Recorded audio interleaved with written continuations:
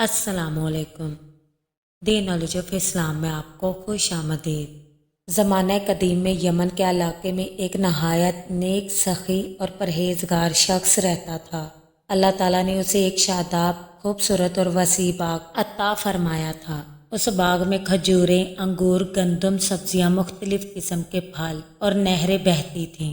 हर साल जब बाग की पैदावार तैयार हो जाती तो वो शख्स अल्लाह ताला का शुक्र अदा करता और उस पैदावार में से बड़ा हिस्सा गरीबों, यतीमों, मस्कीनों, बेवाओं और मुसाफिरों को देता। वो शख्स कहता था, ये अल्लाह ताला का अतिया है और अल्लाह के बंदों का भी इसमें हिस्सा है और इस पैदावार में अल्लाह ताला के बंदों का पूरा पूरा हक है। उस नेक शख्स के 5 बेटे थे। जब वो नेक शख्स वफात पा गया, उसके 5 बेटों ने बाप की विरासत में वही बाग पाया, मगर उनके दिलों में बाप जैसी सखावत और खौफे खुदा ना था। उसके बेटे माल के हरीस थे, दुनिया के गुलाम थे। उन्होंने बाप की सुन्नत को छोड़कर माल को छुपाना शुरू कर दिया।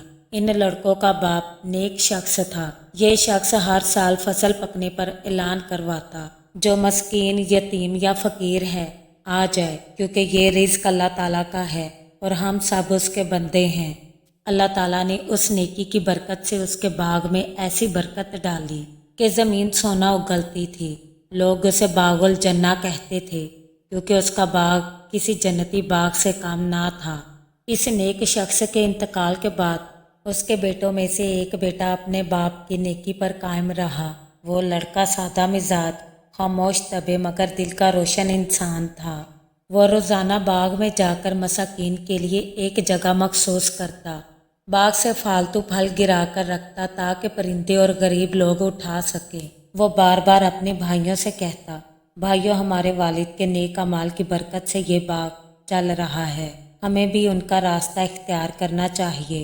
लेकिन उसके भाई बखील, मगरूर और दुनिया परस्त थे। वो कहने लगे, अब्बा तो सादा मिजाज इंसान थे, हम लोग क्यों गैरों पर माल लुटाएं? ये हमारा माल है, हम जिसे चाहे देंगे और जिसे चाहे नहीं देंगे। एक साल जब फसल खूब तैयार हुई तो उन लालची भाइयों ने मशवरा किया कि फजर से पहले ही बाग में पहुंचेंगे और सारे फल काट लेंगे, इससे पहले कि फकीर, यतीम या मस्कीन आ जाए। नेक भाई ने जब उनकी ये बात सुनी तो उसकी आंखें नम हो गईं और कहने लगा कि अल्लाह ताला से डरो, रिस्क में दूसरों का हक भी है। जो तुम कर रहे हो वो कितना बड़ा गुनाह है। मैं उस वक्त से डर रहा हूँ कि कहीं अल्लाह ताला भी हमें इस नेमत से महरूम ना कर दे।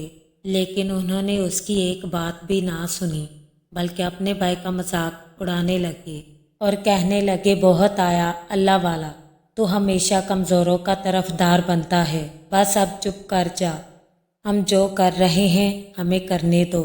और रात को जब सब सो गए तो नेक भाई ने तहज्जुद में अल्लाह ताला से दुआ की कि ऐ मेरे रब, मेरे दिल में जो कुछ है तू जानता है।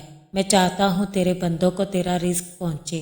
अगर मेरे भाइयों ने जुल्म किया तो ऐ मेरे रब, तू उन्हें राह दिखा या फिर अपना फैसला सादिर फरमा। उन भाइयों ने ये मशवरा किया था कि हम कल सुबह सवेरे बाग चुपके से काट लेंगे और आज की रात खामोशी से गुजारेंगे कि कल कोई फकीर, मस्कीन या साइल ना पहुँचे और हम किसी को कुछ नहीं देंगे। उन लोगों ने ये तय कर लिया था कि अल्लाह ताला का शुक्र अदा नहीं करेंगे और अल्लाह ताला का नाम नहीं लेंगे और अल्लाह ताला के बंदों का कोई हिस्सा भी नहीं निकालेंगे। ये फैसला करने के बावजूद उन्होंने इंशा अल्लाह भी नहीं कहा था। वो रात उनकी बर्बादी की रात थी। जैसे ही वो सोए, अल्लाह ताला का अजाब आया। शदीद आंधी, बिजली और आग ने पूरे बाग को जलाकर खाकस्तर कर दिया। बाग जो कभी सरसब्ज जन्नत की तरह था, अब वो जलकर स्याह राख बन चुका था। सब भाई सुबह अंधेरे में बाग की तरफ चले ताकि फसल काटें। नेक भाई ने रास्ते में कहा, इंशाल्लाह अगर अल्लाह ने चाहा तो हम अपने इरादे में कामयाब होंगे। लेकिन उसके दूसरे भाई इंशाल्लाह कहना भी भूल चुके थे।